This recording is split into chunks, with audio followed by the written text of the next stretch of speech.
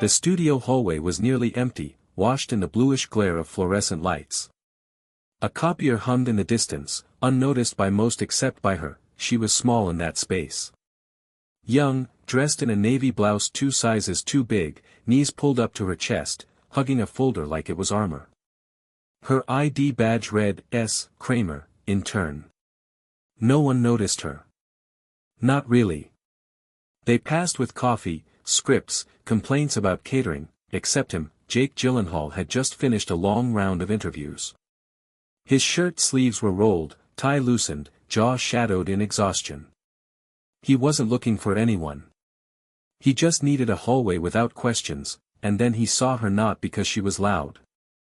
Because she wasn't, she sat beside the printer. Silent. Still. Her shoulders barely moved when she breathed. Jake slowed. He didn't say anything. Just watched for a beat longer than most would consider normal. Not out of pity but recognition. That kind of stillness didn't come from boredom.It came from breaking quietly. He glanced down and noticed a single sheet still resting in the copier's tray, forgotten, misfed, slightly bent. Her name was on it. Without asking, without making a scene, he placed his half-empty water bottle beside her and walked on. The next day, that sheet landed in his hands again.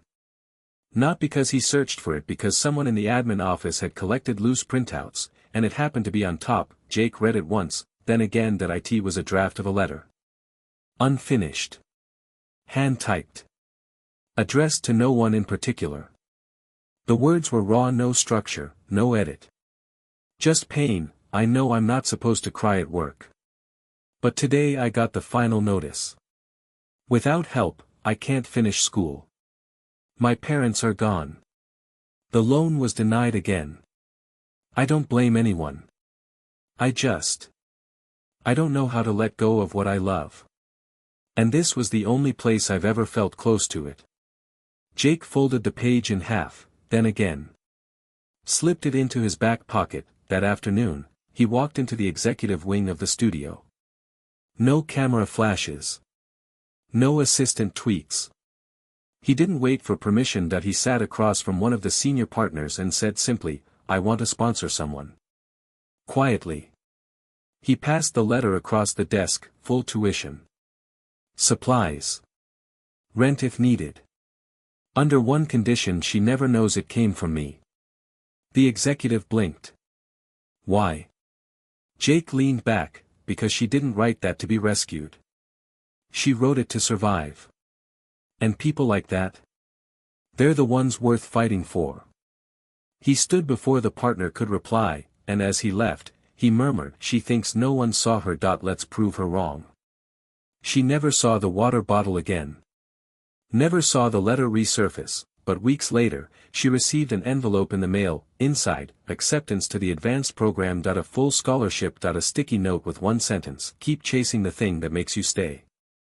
No name. No signature, and no clue who had listened when no one else did. For a while, she thought it was a mistake. The envelope had no logo, no explanation, just a single folded packet and the sticky note.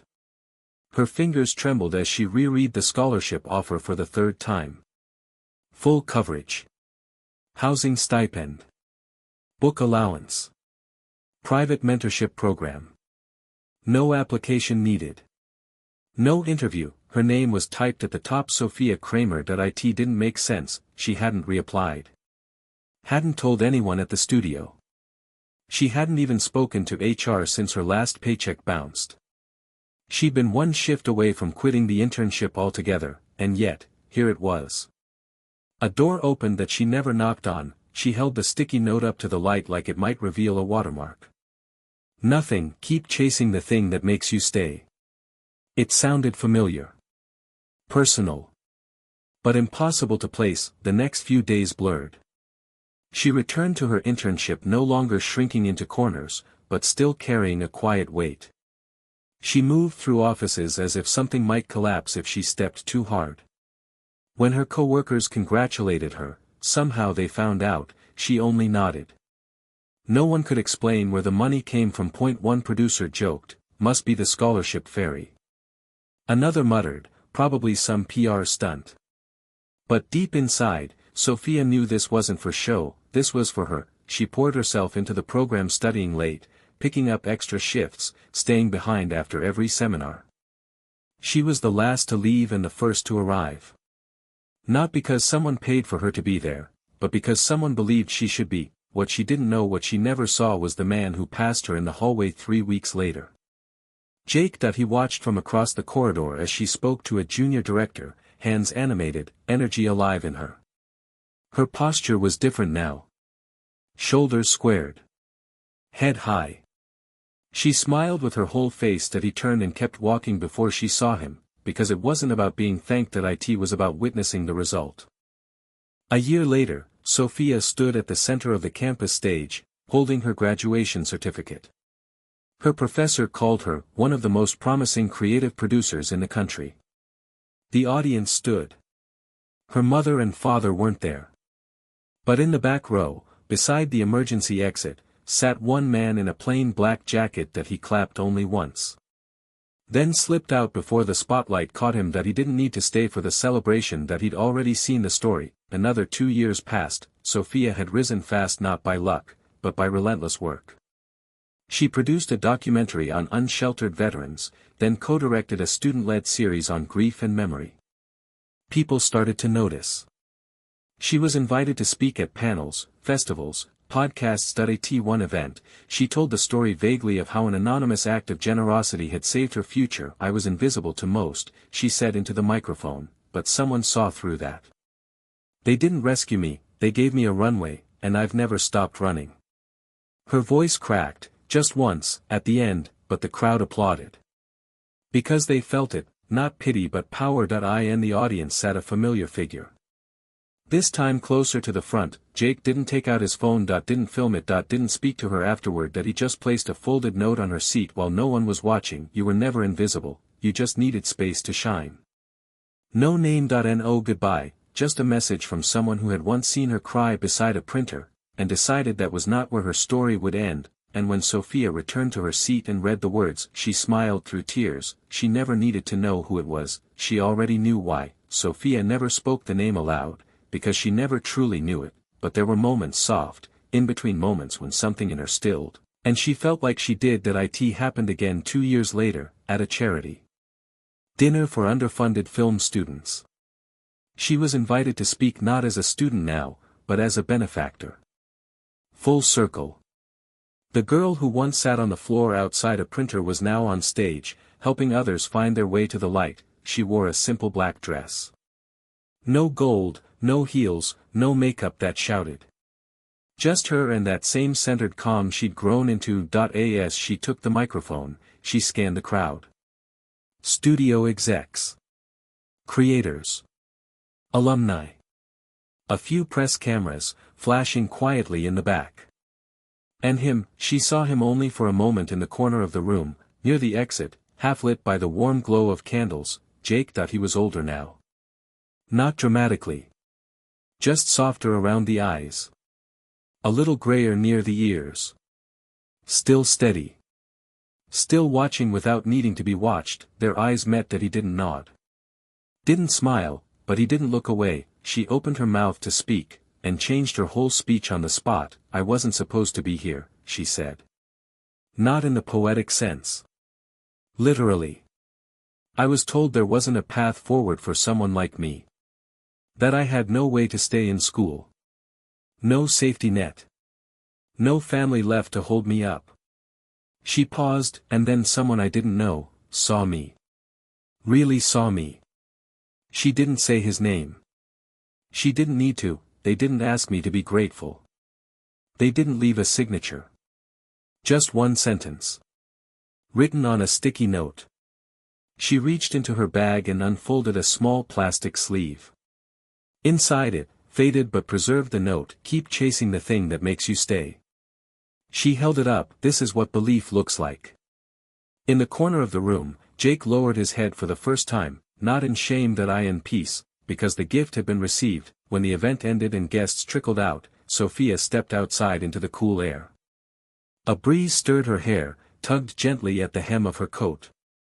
She looked down at her phone. A message from the next city, another project, another life she now got to say yes to. then she turned and saw an envelope resting on the small garden table near the door.No name. Just a sticker seal of 2 theater masks, comedy and tragedy. Inside, one short note: the first time I saw you, you were smaller than your shadow, now your light is too big for any room, you don't need to know who believed in you, just promise you'll do it for someone else one day. No signature.No contact, just paper and truth. Sophia folded the letter gently and placed it beside the old sticky note in her wallet, and she kept her promise. Years later, another intern found herself seated on a hallway floor, silent, folding a rejection letter over and over in her hands. Sophia passed her once.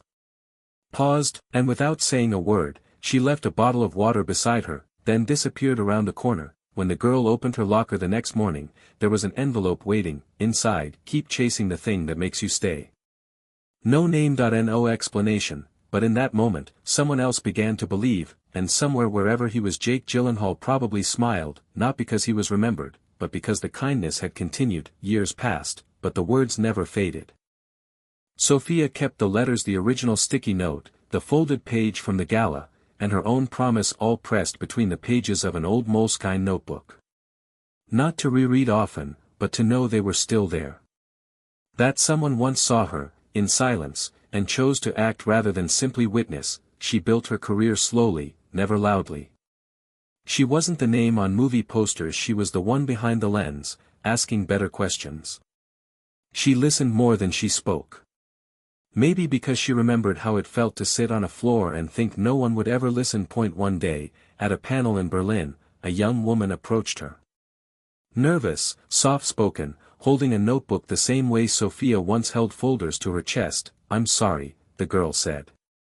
You don't know me, but someone left this on my desk a year ago. I was going to drop out. I was done. And then I opened a blank envelope and found these words. She unfolded a paper slowly, like it might fall apart. Keep chasing the thing that makes you stay.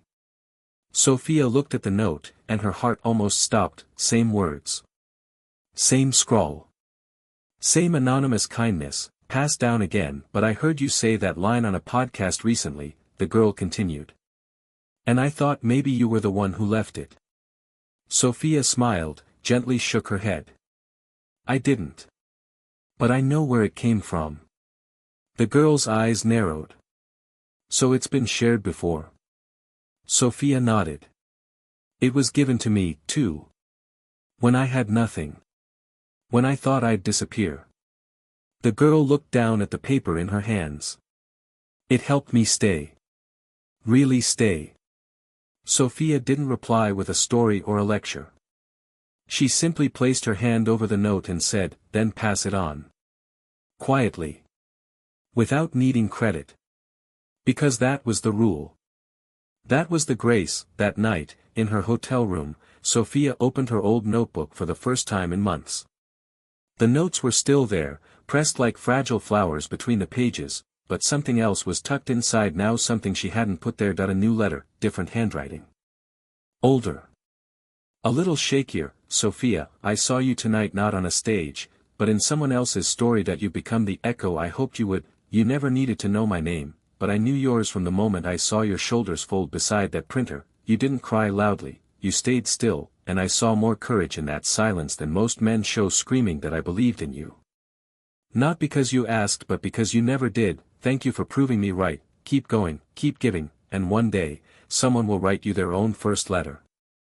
Someone who once sat in the back row. Sophia read it 3 times, not to memorize it, but to feel it. Tears didn't fall in a dramatic rush, they came slowly, gently, the way truth always settles in the heart when it's finally been carried far enough to matter. She placed the new letter with the others and closed the notebook. That year, she launched a quiet fund. No press release, no interviews, dedicated to supporting unknown, unseen students in the arts. Applications were anonymous. Names weren't required. Only a letter. Just one page. The only rule: no one would know who helped them, but they would know they were not alone. One of the first recipients was a 19-year-old boy from Detroit. His email said, I had a rough year.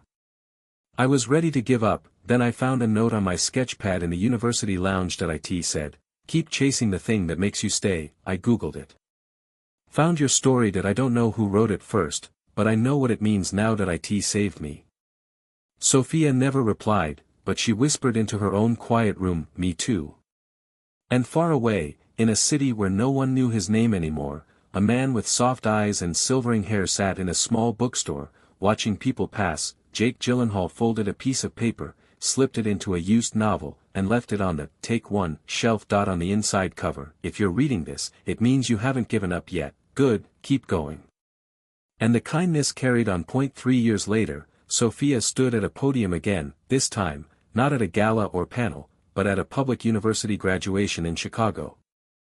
She had been invited as a surprise keynote speaker, recommended by a former student who had received one of her anonymous grants.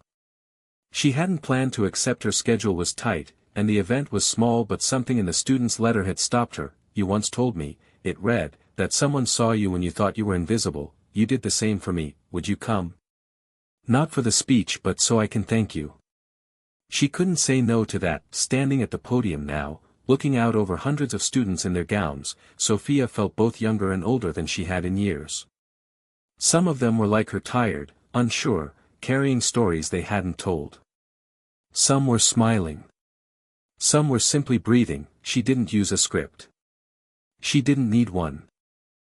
"I know this is a celebration," she began, "but I want to speak to the ones in the room who feel like they barely made it here. The ones who are sitting in this chair thinking, 'No one even noticed me.'" She paused. "I'm standing here because someone once saw me sitting in a hallway crying beside a copy machine. He didn't ask me what was wrong. He didn't fix me. He just left a note. 7 words. She reached into her coat pocket. Took out the old sticky note. Still yellowed, still creased. "Keep chasing the thing that makes you stay." I didn't know his name for years. I still don't, not really. But I do know this: one silent act of kindness can outlive everything. One small choice can echo through strangers. She looked out across the crowd. "I know some of you are scared. I know some of you are grieving. But if you walk out of here and do one thing, one quiet, anonymous act for someone else, then your name doesn't need to be remembered. Your impact will be." Applause followed. Long, standing, but in the third row, to the far left, someone remained seated. An older man in a simple navy jacket, hands folded in his lap. Watching. Not clapping. Just watching. After the ceremony, Sophia stood near the steps. A few graduates passed, shaking her hand, thanking her.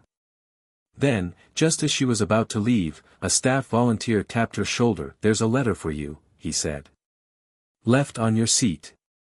She opened it slowly, knowing before she read that it wasn't handwritten this time, that it was typed, printed cleanly, folded with precision. "Sophia, I didn't want to speak to you today, that I didn't want to interrupt your work because your voice now carries more than mine ever could, but I wanted you to know that I've seen what you've done, and it's so much more than I ever gave. You didn't just pass it on, you multiplied it. You turned 7 words into a movement I couldn't have imagined, and yes, you've likely guessed by now that I'm the man from the hallway, that I've stayed quiet because I believe the best acts are the ones that don't come back to you, but I'll break that rule today, once, not to be thanked, but to say thank you, for finishing what I started, and for teaching me that silence can grow a forest if someone dares to water it." J.G. Sophia sat down on the stone steps. She didn't cry, she just stared at the letter like it was the final piece of a puzzle she hadn't realized she was still building. Jake Gyllenhaal. Of course, but somehow, she didn't feel surprised. She felt home. She folded the letter carefully, placed it back into her coat pocket beside the sticky note, and looked up at the sky. Then she whispered to herself, to him, and to anyone still out there, "Keep chasing the thing that makes you stay." Because now it wasn't just a phrase, that it was a legacy, and legacies don't end with names, they begin with unseen kindness and the courage to believe that one person's silence can become another person's voice. Forever. It was just another ordinary afternoon in the writing room. Outside, wind rattled the trees. Inside, the hum of life continued in its own quiet way. Pages turned, pens scratched paper, shoelaces shuffled gently on the old floorboards. Sophia had just finished stacking a bundle of envelopes submitted that morning. No names, just stories, when the volunteer handed her a small, thin package. "No return address," the girl said. "Left in the mailbox." That wasn't unusual. what was unusual was the weight, not heavy, but intentional. Like something carried a long way. Sophia peeled back the paper carefully. Inside, a leather-bound notebook. Old, worn at the corners. Familiar, too familiar. The moment she touched it, her fingers stopped. She recognized the cover. The texture.It was like holding memory. She opened to the first page. There, in soft, slow strokes of ink, expect.That you never looked up, but I saw you, and you gave me a reason to do something I had only ever imagined. Sophia sat down. The next page dated 12 years ago. Scribbled notes, lists of quotes, ideas for a message, for a way to help just one person. Notes about her. About the moment by the copier. The tears she hadn't let fall. The water bottle. A sticky note, rewritten 5 times to get the words just right. Keep chasing the thing that makes you stay. Then, silence. Empty pages, until the very last. A photo printed on paper, folded twice, held between the back cover and the leather. Her. 17 years ago. Sitting on the hallway floor, back against the copier, hugging a pile of scripts. And next to her the water bottle, and now, tucked into the binding, a new note, just 7 words again. The room is open. Will you come? There was a time Sophia might have hesitated. Asked questions. Needed answers, but not now. She packed a bag that evening. 1 notebook. 1 pen. 1 worn yellow sticky note. And she bought a train ticket. She didn't need to know where exactly, she just needed to show up. The building was quiet. Brick, ivy covered, tucked between cafes and bookstores on a quiet Manhattan block. No sign. Just a small, brass plaque on the door. The beginning room open for those who never had one. Sophia pushed the door open slowly. Inside, a table, white. Empty. Centered in the room, nothing on the walls. No framed memories. No colored strings, just air, and waiting, and 1 folded note on the table. She picked it up. You started it by surviving that, I continued it by believing. Let's begin again, this time, together. Behind her, a soft creak. The door. She turned. He was there, Jake, older. But not distant. Familiar. His hair silver at the sides. His hands just as still. The same look in his eyes he wore that day, quiet urgency. He said nothing. She didn't need him to, she simply walked over and stood beside him. And after a moment, they both looked at the table again. Sophia pulled the yellow sticky note from her notebook and laid it gently down. Keep chasing the thing that makes you stay. Jake reached into his pocket. Pulled out a second one. New. Blank. He placed it beside hers. Picked up the pen, and under hers, he wrote, or begin again if you ever left. Together, they stayed in that room until the first visitor arrived. A boy, maybe 15, holding a folded page in both hands. He didn't speak. He only walked to the table, stared at the 2 notes, then carefully unfolded his letter and laid it between them. Then another girl, then an older man, then a woman with red-rimmed eyes and no words left. Within hours, the table was filled. No one asked whose room it was. No one needed to know. They only knew they were allowed to begin. That evening, as the sun dipped below the rooftops, Jake stood by the door, watching the light fall on the table. Sophia was seated nearby, still, her arms wrapped loosely around her notebook. I never thought it would live this long, he said. Sophia looked at the growing pile of letters and smiled. You didn't plant a message, she said. You planted permission. And when she stood and walked to the wall, she peeled back the corner of her own note, the first one. She didn't remove it. She just made space beside it. Then she turned to the next person who entered and handed them the pen. Yours goes here, she said, and stepped aside. By the end of that year, the room had 3 more tables. A waiting list to enter. No ticket price. No name required, just a story. Or silence. And on the plaque by the door, someone added a second line. Some heroes leave light, others leave space. And on one particular Tuesday morning, someone found a blank note, a pen, and a chair. They Saturday and they began.